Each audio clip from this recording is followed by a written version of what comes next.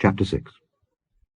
It pleased Darius to set over the kingdom 120 princes, which should be over the whole kingdom, and over these 3 presidents, of whom Daniel was first, that the princes might give accounts unto them, and the king should have no damage. Then this Daniel was preferred above the presidents and princes, because an excellent spirit was in him, and the king thought to set him over the whole realm. Then the presidents and princes sought to find occasion against Daniel concerning the kingdom, but they could find none occasion nor fault, forasmuch as he was faithful, neither was there any error or fault found in him. Then said these men, We shall not find any occasion against this Daniel, except we find it against him concerning the law of his God. Then these presidents and princes assembled together to the king, and said thus unto him, King Darius, live forever. All the presidents of the kingdom, the governors, and the princes, the counselors, and the captains, have consulted together to establish a royal statute, and to make a firm decree, that whosoever shall ask a petition of any god or man for 30 days, save of thee, O king, he shall be cast into the den of lions. Now, O king, establish the decree, and sign the writing, that it be not changed, according to the law of the Medes and Persians, which altereth not. Wherefore King Darius signed the writing and the decree. Now when Daniel knew that the writing was signed, he went into his house, and his windows being open in his chamber toward Jerusalem, he kneeled upon his knees 3 times a day, and prayed, and gave thanks before his God, as he did aforetime. Then these men assembled, and found Daniel praying and making supplication before his God. Then they came near, and spake before the king concerning the king's decree.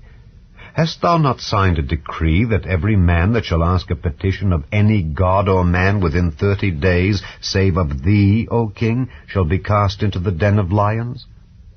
The king answered and said, The thing is true, according to the law of the Medes and Persians, which altereth not. Then answered they and said before the king, That Daniel, which is of the children of the captivity of Judah, regardeth not thee, O king, nor the decree that thou hast signed, but maketh his petition 3 times a day. Then the king, when he heard these words, was sore displeased with himself, and set his heart on Daniel to deliver him. And he labored till the going down of the sun to deliver him. Then these men assembled unto the king, and said unto the king, Know, O king, that the law of the Medes and Persians is, that no decree nor statute which the king establisheth may be changed. Then the king commanded, and they brought Daniel, and cast him into the den of lions.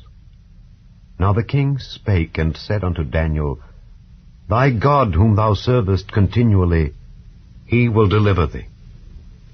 And a stone was brought and laid upon the mouth of the den, and the king sealed it with his own signet and with the signet of his lords, that the purpose might not be changed concerning Daniel.